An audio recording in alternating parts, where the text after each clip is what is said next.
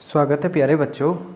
आज की कक्षा में आज का हमारा टॉपिक है प्रत्यावर्ती धारा परिपथों के प्रकार, types of alternating current circuits, physics class 12। इसमें हम पहले लेंगे ऐसा परिपथ जिसमें केवल प्रतिरोध हो, यानी सर्किट कंटेनिंग ओनली रेसिस्टेंस और प्योर रेसिस्टेंस, खाली रेसिस्टेंस हो और कुछ नहीं हो।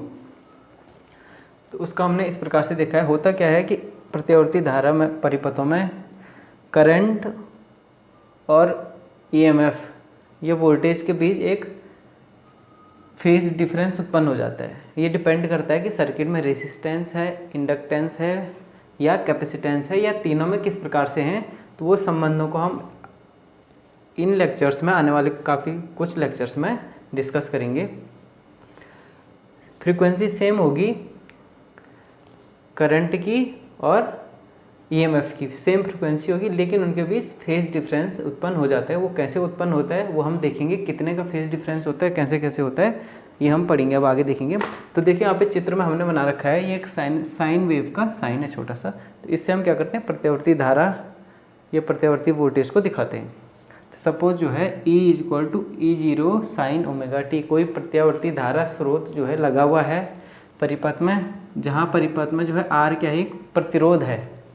R हमारे पास एक प्रतिरोध है, प्योर प्रतिरोध या प्योर रेसिस्टेंस भी बोल सकते हैं, नॉन इंडक्टिव है, जिसका कि प्रेरणिक या प्रेरकत्व जीरो है, कुछ नहीं है। तो केवल R है जब सर्किट में, तब हम स्टडी कर रहे हैं। तो पहला हम जानते हैं कि ईएमएफ का तात्क्षणिक मान या इंस्टेंटेनियस वैल्यू ऑफ ईएमएफ क्या होती है, E0 sin ωt, AC voltage जिसको कहते हैं। पहला इक्वेशन फर्स्ट, E0 या E0 क्या है, पीक वैल्यू या शिखर मान। अब यह अप्लाई किया हमने इस रेसिस्टेंस के सिरों पे, सर्किट में आप देख रहे हैं करंट इसमें फ्लो हो जाएगा। ओम के नियम को अप्लाई करने से हम देख रहे हैं कि E किसके बराबर होगा। अगर तात्क्षणिक धारा हम कहते हैं किसी क्षण पे करंट क्या है, instantaneous value of current is I, तब ओम के नियम से क्या हो जाएगा, E = IR।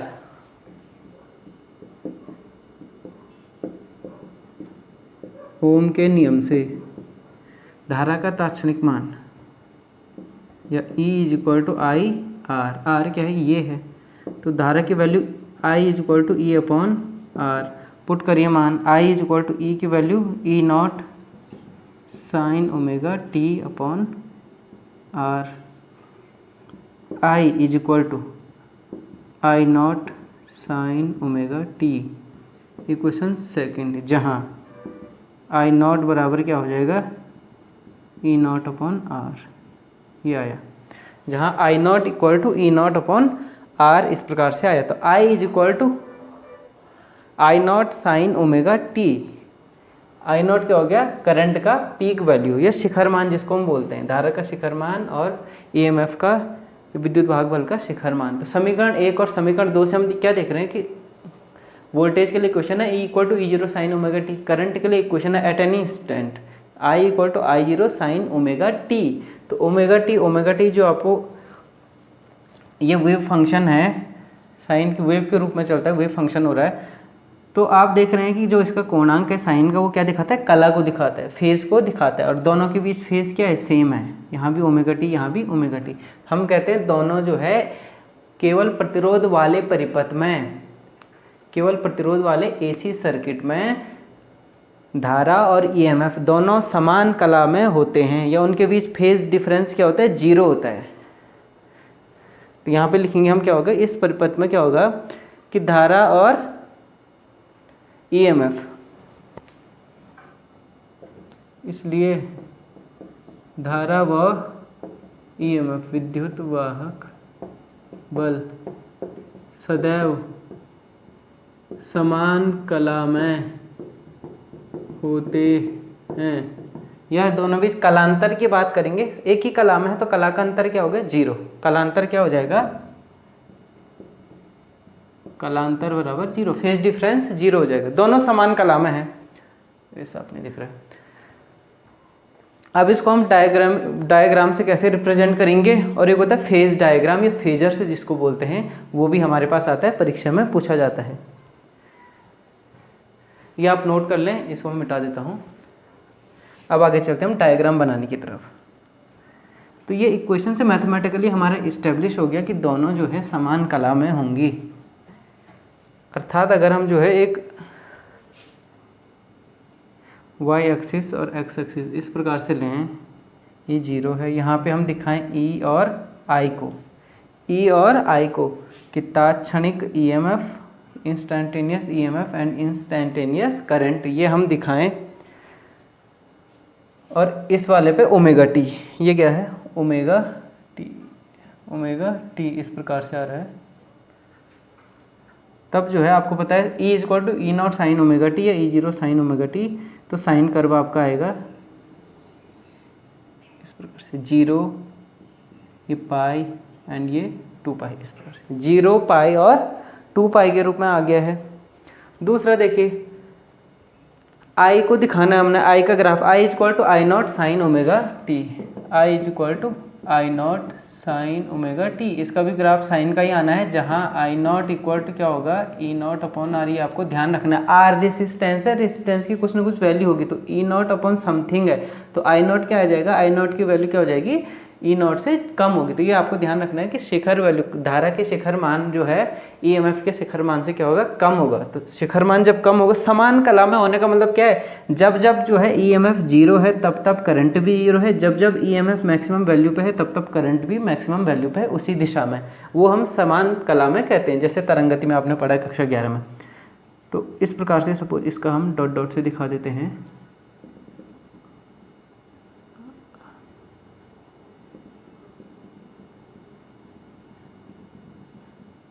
ये है अगर ग्राफ, देन ये इसकी पीक वैल्यू है, ये इसकी पीक वैल्यू है। तो ये पीक वैल्यू है, ये क्या दिखा रहा है आई नॉट एंड ई नॉट, ये हो गया ई नॉट, ये हो गया आई नॉट। देखना आई नॉट की वैल्यू ई नॉट से कम होनी है according to this equation.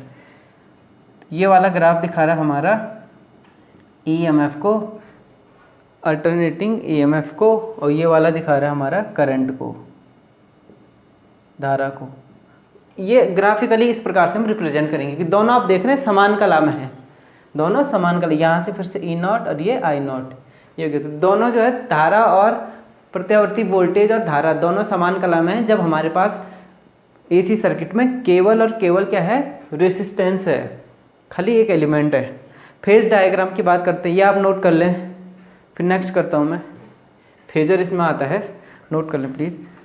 Phase diagram या फेजर होता है, इसमें क्या होता है कि धारा और वोल्टेज को हम वेक्टर के जैसे दिखाते हैं, और उन वेक्टर्स को हम कहते हैं फेजर्स। क्या कहते हैं फेजर्स। एक रेफरेंस एक्सिस लेते हैं हॉरिजॉन्टल डायरेक्शन में, देखिए मैं बना के दिखा रहा हूँ, ये हॉरिजॉन्टल डायरेक्शन हो गई, इसमें इसको रेफरेंस एक्सिस कहा जाता है।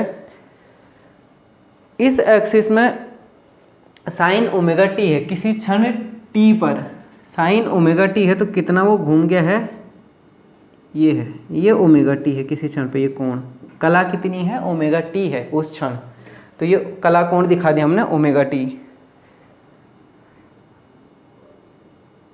और इसको मैं कहता हूँ अगर E0 या ई नॉट, देन आई नॉट क्या हो जाएगा, इससे कम वैल्यू आएगी, ये क्या हो गया आई नॉट की वैल्यू। इसको आप इस वाले पे ड्रॉ करें तो ये हमको देगा instantaneous value of EMF and current. ये रेफरेंस एक्सिस कहा जाता है, ये कला कोण हो गया। तो आई नॉट और ई नॉट इसको हमने वेक्टर की तरह ड्रॉ किया है, दोनों समान कला में, तो दोनों की डायरेक्शन एक ही है, या एक ही कला कोण बना दोनों का ओमेगा टी। बस आई नॉट की वैल्यू क्या होगी कम होगी, तो इसलिए छोटा वेक्टर हुआ, इसकी वैल्यू ज़्यादा है तो ये बड़ा वेक्टर हुआ ई नॉट वाला। इसका यहाँ प्रोजेक्शन करेंगे वर्टिकल एक्सिस पे, तो वो किसी समय पे जो है तात्कालिक मान देता है विद्युत वाहक बल और धारा के क्रम से, इस प्रकार से। इसको बोलते हैं फेजर्स और फेज डायग्राम, फेज आरेख, डायग्राम क्या बोलेंगे फेज आरेख, ये कहलाते हैं फेजर्स। फेजर्स फेज डायग्राम या फेज आरेख कि अल्टरनेटिंग करंट और अल्टरनेटिंग वोल्टेज को हमने वेक्टर्स की भांति अगर आरोपित किया या निरूपित किया है, तब उस डायग्राम को हम कहते हैं फेजर्स। तो ये इसका फेज डायग्राम या फेजर्स हो गया है, ये भी पूछा जाता है पेपर में फेज डायग्राम। ये था हमारे पास पहला। इसमें हम आज के लेक्चर में 3 प्रकार के सर्किट डिस्कस करेंगे कि पहला सर्किट में केवल रेजिस्टेंस है, दूसरा सर्किट में केवल इंडक्टेंस है और फिर सर्किट में केवल कैपेसिटेंस है, केवल प्रतिरोध, केवल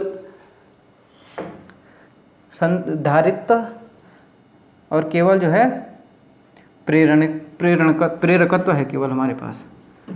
3 प्रकार के सर्किट आज के लेक्चर में डिस्कस करेंगे, फिर आगे 2-3 लेक्चर में आगे डिस्कस करना पड़ेगा। नेक्स्ट दूसरा चलते हम, जब हमारे पास परिपथ में केवल L हो, सर्किट कंटेनिंग इंडक्टेंस ओनली, कि परिपथ में केवल प्रेरकत्व हो, सर्किट कंटेनिंग ओनली इंडक्टेंस। तो फिर से वही, ये ऐसी कोई तरंग स्रोत हो गया हमारे पास, इस प्रकार से यहाँ से इस बिंदु के बीच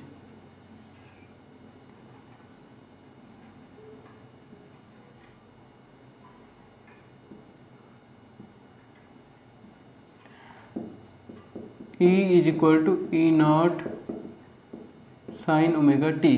फटाफट करेंगे। E = E0 sin omega T, ये विद्युत वाहक बल का तात्कालिक मान हो गया है। कोई अल्टरनेटिंग वोल्टेज है तो उसका इंस्टेंटेनियस वैल्यू हो गया E = E0 या E0 sin omega T. Equation first. अब उसमें केवल इंडक्टेंस है, केवल इंडक्टेंस है या किसी कॉयल है, कुंडली है, जिसमें केवल क्या हो, शुद्ध जो है प्रेरकत्व है, यानी अर्थात उसका रेसिस्टेंस क्या है, R = 0, शुद्ध प्रेरकत्व यानी R = 0, इसको बोलते हैं शुद्ध प्रेरकत्व। कि परिपथ में केवल शुद्ध प्रेरकत्व है, ये एक कॉइल है जिसमें केवल शुद्ध प्रेरकत्व है, तो R = 0, प्रतिरोध उसका क्या हो, 0। हालांकि 0 हो नहीं सकता, आपको पता है कोई भी तार कितना भी कंडक्टिंग क्यों ना हो, कुछ ना कुछ उसका प्रतिरोध होगा ही होगा, पर आइडियल कंडीशन में हम स्टडी कर रहे हैं तो इसलिए R = 0 ले लिया शुद्ध प्रेरकत्व के केस में। अब सर्किट में R 0 हो गया है, कॉइल का इंडक्टेंस या प्रेरकत्व कितना है हमारे पास, L है। अब EMF क्या होगा, इससे क्या होगा, अच्छा सर्किट में क्योंकि अब हम देख रहे हैं कि प्रत्यावर्ती विद्युत वाहक बल है तो प्रत्यावर्ती धारा बहने लगेगी, वो प्रत्यावर्ती धारा इस कॉइल से होके जाएगी, यानी वो धारा करंट चेंज हो रहा है। अब करंट चेंज हो रहा है तो करंट के साथ क्या होता है, मैग्नेटिक फ्लक्स लिंक्ड होता है, तो करंट चेंज होने के कारण वो मैग्नेटिक फ्लक्स भी चेंज होने लगता है टाइम के साथ, और क्योंकि वो मैग्नेटिक फ्लक्स चेंज हो रहा है तो स्वप्रेरण की घटना होती है। स्वप्रेरण के कारण एक बैक EMF या विपरीत EMF इसमें विद्युत वाहक बल उत्पन्न हो जाता है स्वप्रेरकत्व के कारण। तो वो स्वप्रेरकत्व क्या करता है, इसका विरोध करता है, करंट के बढ़ने का घटने का विरोध करता है लेंज के नियम से, यानी कहीं ना कहीं वो इस करंट के फ्लो होने का क्या करेगा, अपोज करेगा, विरोध करेगा, ये उसकी कंडीशन हो गई। तो कॉइल में जो है एक बैक EMF इंड्यूस्ड हो जाता है, जिसका मैग्नीट्यूड कितना होता है,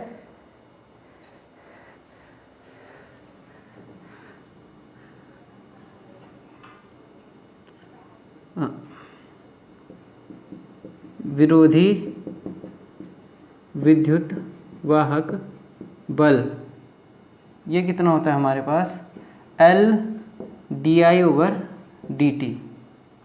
यही था, विरोधी विद्युत वाहक बल बराबर L/di/dt। ये मैग्नीट्यूड की बात करें हम, परिमाण की, माइनस साइन क्या आता है, लेंज के नियम से आता है, तो माइनस साइन हमने हटा दिया, जिसका मैग्नीट्यूड L/di/dt है, जहाँ di/dt क्या है, करंट का rate of change of current with respect to time, समय के सापेक्ष धारा कितनी तेजी से बदल रही है, किस प्रकार बदल रही है। इस प्रकार हम बोलेंगे किसी क्षण जो है कुंडली में नेट EMF क्या है या इंस्टेंटेनियस EMF क्या है। अब देखो ये E तो यहाँ तक ये सप्लाई कर रहा था, बैक EMF इतना इसमें स्वप्रेरण के कारण उत्पन्न हो गया, जो कि इसका विरोध कर रहा है, जो कि क्या कर रहा है, विरोधी विद्युत वाहक बल। इसलिए नेट विद्युत वाहक बल किसी क्षण एट एनी इंस्टेंट की बात हो रही है, तो नेट विद्युत वाहक बल बराबर क्या हो जाएगा, E - L/di/dt। क्या हो जाएगा, E - L/di/dt, E - L/di/dt। ये विरोध कर रहा है, इतना था, इतना करंट सप्लाई कर रहा है और इतना करंट सप्लाई होने का विरोध कर रहा है, तो दोनों नेट क्या हो जाएगा, किसी क्षण नेट विद्युत वाहक बल E minus L D I over D t, ये हो गया। अब सर्किट में क्योंकि जो है रेसिस्टेंस जीरो है, क्योंकि जो है R इक्वल टू जीरो, इसलिए ओम के नियम से V equal to I R से, R शून्य है तो V equal to I R से जो है ये नेट जो EMF आया वो किसके बराबर होना चाहिए, जीरो के बराबर।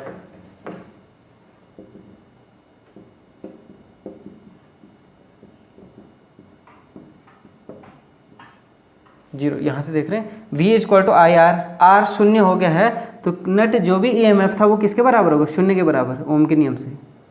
तो ये शून्य होगा तो रखो यहाँ समीकरण में मान, hence E minus L D I over D T is equal to zero, E is equal to L D I over D T, या L D I over D T, इसको पूरा करेंगे, L D I over D T इसको E की value रख देंगे E not E zero sine omega T. हमने क्या करना है, हमको ईएमएफ की इक्वेशन पता है, हमको करंट की इक्वेशन निकालनी, करंट की इक्वेशन निकालनी तो ये सब इधर ले जाना पड़ेगा, केवल करंट को यहाँ रखना है।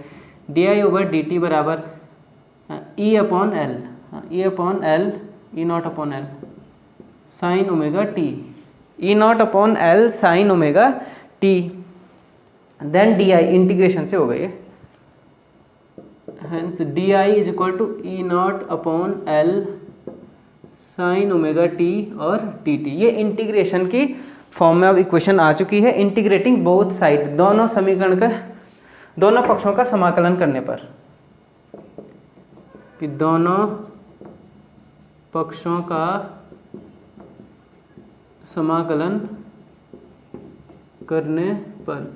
दरअसल ये डेरिवेशन पेपर में पूछा नहीं जाता है, लेकिन इस पे अप्लाइड, इस पे बेस्ड न्यूमेरिकल पूछे जाते हैं। थ्योरी के रूप में हमको पता होना चाहिए कि काम किस प्रकार से हो रहा है। दोनों पक्षों का समाकलन करने पर, ये आप नोट कर लें, ये मैं मिटा देता हूँ इसके बाद। अब हम यहाँ पे इंटीग्रेशन करेंगे, हमारे पास था डी आई, तो इक्वेशन इंटीग्रेशन करो इसका, ये आ गया d I equal to integration e not upon L sine omega t d t, ये इंटीग्रेशन कर दिया, इसको मैं मिटा देता हूँ, दोनों पक्षों का समाकलन। इसका इंटीग्रेशन कर दीजिए, integration of D I, I E not upon L क्या है, कांस्टेंट है, ई नॉट अपॉन एल ये शिखर मान है, ये इसका एल है, प्रेरकत्व है, तो वो कांस्टेंट हो गया। इंटीग्रेशन साइन के बाद sine omega t d t, integration of sine omega t d t क्या होता है, minus cos omega T, minus cos omega t upon omega t का ओमेगा, ये आ गया minus cos omega T, then I is equal to e not upon omega L, E not upon omega L, ये है cos omega T minus में, तो इसको हम लिख सकते हैं, साइन इस फॉर्म में लिखने की कोशिश करनी है, sine omega T minus pi by two, I is equal to e not upon omega L sine omega T minus pi by two. ये हम इक्वेशन पे अराइव हो गई, क्योंकि साइन, अच्छा sine pi by two minus omega t होता तब क्या होता, cos sine 90 minus theta cos theta, sine theta minus 90 तो माइनस कॉस थीटा, तो माइनस कॉस थीटा को हमने चेंज किया sine theta minus 90 omega two minus pi by two, trigonometry से, ये ऐसे रख दो इसको, ये आ गया। अब यहाँ पे देखिए साइन की मैक्सिमम वैल्यू क्या है,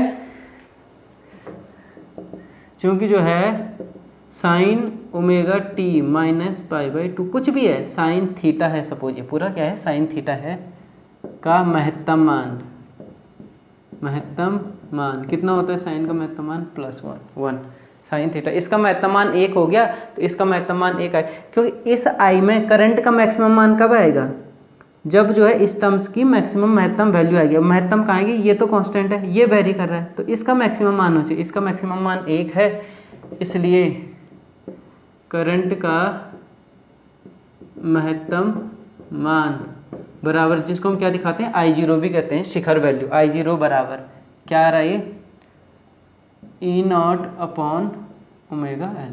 क्लियर हो गया, ये तो 1 हो गया ना, भाई ये कांस्टेंट था, आई डिपेंड कर रहा था, वेरी कर रहा था इसके कारण। अब इसका महत्तम मान हमने 1 रख दिया, जो होता है साइन थीटा का 1 रख दिया, तो आई का भी करंट का भी क्या मिलेगा हमको, महत्तम मान मिलेगा, जिसको हम शिखर वैल्यू कहते हैं। ये समीकरण में पुट करो, hence I is equal to E0/L omega L क्या हो गया, I not, I equal to I not sine omega T minus π/2। Clear equation 2।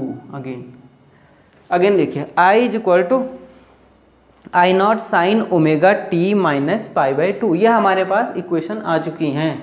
Equation 1 और इक्वेशन 2 को कंपेयर करें, 1 और 2 को हम कंपेयर करें तो हम देख रहे हैं कि यहाँ पे जो है करंट विद्युत वाहक बल से या वोल्टेज से π/2 कला में पीछे है, ये 90 डिग्री कला में क्या है, पीछे है। तो शुद्ध प्रेरकत्व वाले परिपथ में हम कहते हैं धारा विद्युत वाहक बल से पीछे होती है, lags behind, current lags behind EMF, या जो है ईएमएफ जो है धारा से 90 कोण में क्या होता है, आगे होता है, कला में 90 डिग्री आगे होता है।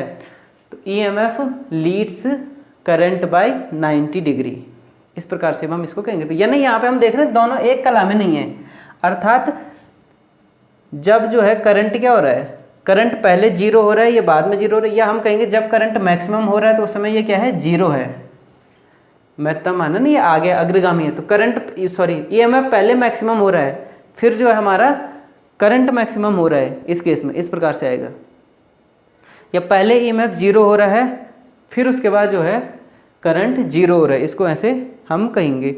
तो फेज डिफरेंस है दोनों के बीच, और फेज डिफरेंस है 90 एंगल का। इसका फेजर और ग्राफिकल बनाएंगे, ये आप इतना नोट कर ले, मैथमेटिकल तो यहाँ तक था इसका। अब फेजर डायग्राम पे आते हैं हम।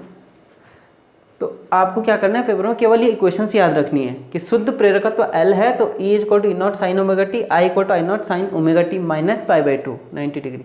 वैसे भी करंट का विरोध कर रहे हैं ना, ऐसे भी याद रख सकते हैं। एकदम करंट मैक्सिमम नहीं होगा, धीरे धीरे मैक्सिमम होगा। तो पहले E मैक्सिमम होगा, फिर I मैक्सिमम होगा, तो ये लीड करेगा, ये लैग्स बिहाइंड रहेगा, ऐसे इसको कह सकते हैं। अब इसका हम वो बनाते हैं, ग्राफिकल रिप्रेजेंटेशन बनाते हैं, किस प्रकार से दिखाएंगे। इतना मैथमेटिकल और फिर ग्राफिकल, ये भी जरूरी है इसमें। ओमेगा टी 0 E और I, ये इस प्रकार से आ गया हमारा। फिर से ईएमएफ है तो E equal to E0 sine omega t, sine है, ये पाई हो गया, ये 2 पाई हो गया, ये 0 हो गया। ये मैक्सिमम है तो करंट ने इसके बाद मैक्सिमम होना है, ये हमको ध्यान रखना है। और जब ये 0 है तो 90 डिग्री, ये क्या होगा, तब मैक्सिमम वैल्यू पे होगा अपना करंट। यहाँ पे इसका मैक्सिमम वैल्यू क्या है, ये है, ये क्या होगा E0 इतना, यहाँ लगभग इसका मैक्सिमम वैल्यू ये होगा, ये E0 है। करंट हम कहते हैं यहाँ पे कहीं है इतना, इस प्रकार से। तो एक पॉइंट, जब ये महत्तम है इसने क्या होना है, 0 होना है। जब ये आपका वोल्टेज मैक्सिमम है, करंट क्या होगा, 0 हो जाएगा। और जब वोल्टेज 0 है तो करंट ने क्या होना है, मैक्सिमम होना है यहाँ कहीं। फिर ये मैक्सिमम है तो फिर करंट 0 हो जाएगा, फिर ये 0 है तो ये क्या हो जाएगा, मैक्सिमम हो जाएगा, इस प्रकार से।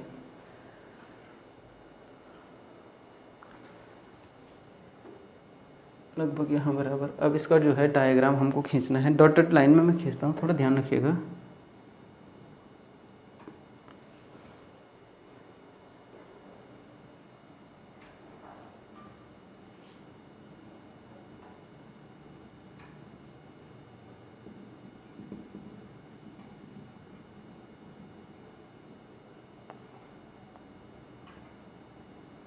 ये देखिए इस प्रकार से आएगा उसका लगभग।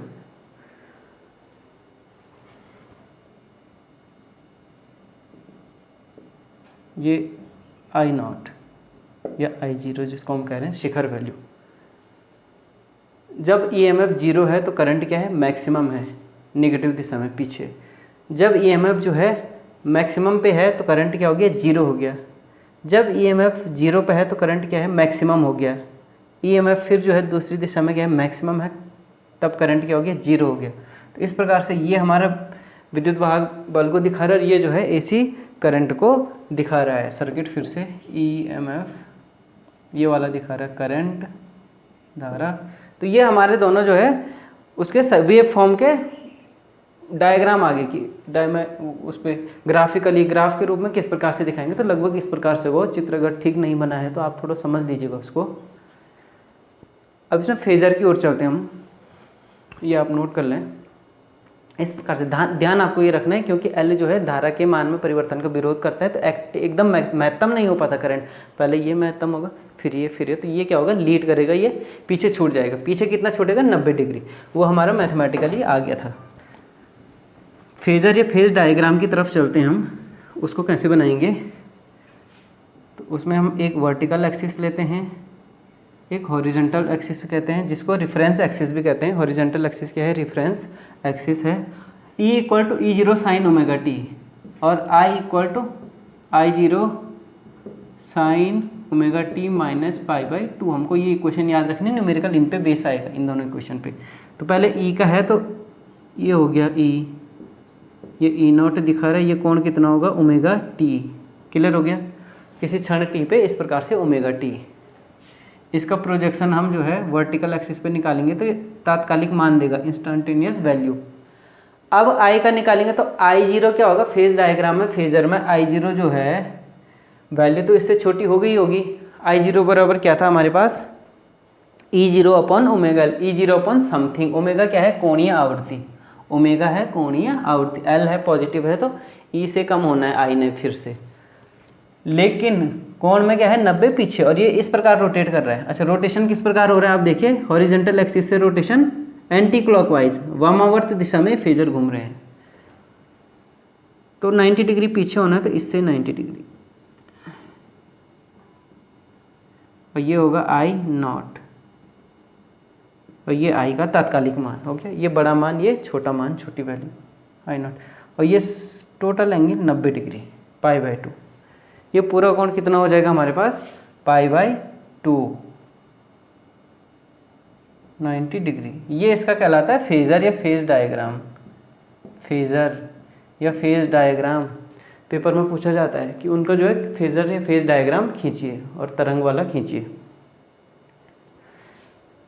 ये कला में आगे है धारा से 90, या धारा जो है विद्युत वाहक बल से कला में पीछे है 90। तो ये देखिए आगे पीछे इस प्रकार से होना है, घूमना उसको एंटी क्लॉकवाइज। आप ये देखिए तात्कालिक वैल्यू दिखा रही E और R, I, तो किसी एक को देखिए, इस वेक्टर को देखिए तो E इस प्रकार से घूमेगा, ऐसे ऐसे ऐसे ऐसे ऐसे इस प्रकार से घूमता रहेगा। जब E यहाँ पे है तो इसका वैल्यू क्या होगा, तात्कालिक मान 0।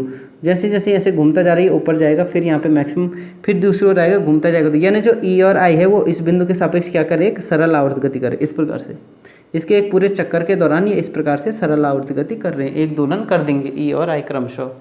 ठीक, ये क्लियर हो गया। अब इसमें बात करते हैं थोड़ा सा और आगे। इतना तो पहले वाले में भी था जिसमें केवल प्रतिरोध था, इसमें अब कुछ उससे एक्स्ट्रा है, ये आप नोट कर लें। फेज डायग्राम, वो एक्स्ट्रा क्या है, वो नया टर्म्स है। इसमें एक चीज़ आई है, इंडक्टिव रिएक्टेंस, प्रेरणिक प्रतिघात, ये नई चीज़ आती है, इंडक्टिव रिएक्टेंस। ये हमारे पास नया है इस टॉपिक के लिए कि प्रेरणिक प्रतिघात क्या हुई, प्रेरणिक प्रतिघात क्या हुई। अच्छा, पीक वैल्यू से देखें हम, पहले पीक वैल्यू करंट की थी I0 = E0/ωL, I = V/IR, I = V/R, ओम के नियम से, ओम के नियम से। ये क्लियर, ओम के नियम से हम जानते हैं ऐसा होता है, यहाँ पे ऐसा हुआ है। अब इस दोनों को आप कंपेयर करो, ये EMF है, ये वोल्टेज है, दोनों वोल्टेज हैं। क्लियर। तो ओमेगा L की जो डायमेंशन होती हैं वो रेसिस्टेंस की डायमेंशन होती हैं। ओमेगा एल की जो विमाएं होती है वो प्रतिरोध की विमाओं के बराबर होती है, ओम के विमाओं के बराबर। तो यानी ये तो विद्युत वाहक बल है दोनों, और ओमेगा एल क्या है, प्रतिरोध दिखा रहा है। ओमेगा एल क्या दिखा रहा है, इस सर्किट का प्रतिरोध दिखा रहा है। धारा के मार्ग में कोई प्रतिरोध है उसको, क्योंकि वो प्रतिरोध तो हम आर के कारण बोलते हैं या आर से दिखाते हैं, तो इसको प्रतिरोध न करके हम कहते हैं प्रेरणिक प्रतिघात, इंडक्टिव रिएक्टेंस, या इसको कहते हैं रिएक्टेंस ऑफ कॉयल, कॉयल का रिएक्टेंस। इसका मतलब है कि अल्टरनेटिंग करंट के मार्ग में कोई कॉयल, कोई प्रेरकत्व जितना विरोध करता है, जितना विरोध उत्पन्न करता है, उस विरोध को हम बोलते हैं प्रेरणिक प्रतिघात। क्या बोलते हैं उसको, प्रेरणिक प्रतिघात। उसको हम प्रतिरोध नहीं बोलेंगे अब की बार, प्रेरणिक प्रतिघात, और दिखाते हैं एक्सएल से, उसको डिनोट करते हैं एक्सएल से। और XL is equal to omega L. Omega L और आर की विमाएं सेम होती हैं, ध्यान रखना, दोनों का मात्रक क्या होगा, ओम होगा। ओमेगा एल का मात्रक ओम होगा। अगर ओमेगा का मात्रक क्या है और कोणीय आवृत्ति का जो मात्रक है और एल का मात्रक हेनरी में लेते हैं, या ओमेगा को आप चेंज कर लो फिर लीनियर फ्रिक्वेंसी में, तो 2 पाई एफ और एल, ये है हमारे पास। एक्स एल प्रेरणिक प्रतिघात बराबर 2 पाई एफ एल या ओमेगा एल। एफ क्या है, जहाँ आवृत्ति हर्ट्ज में या साइकिल पर सेकंड में, 2 पाई कांस्टेंट हो गया, एल है हेनरी में, तो एक्स एल का मात्रक होता है ओम। एक्स एल का मात्रक क्या हो जाएगा, ओम हो जाएगा हमारे पास। अच्छा, अब इसमें अगर हम देखो, ये डिपेंड कर रहा है किस पे, एफ और एल पे।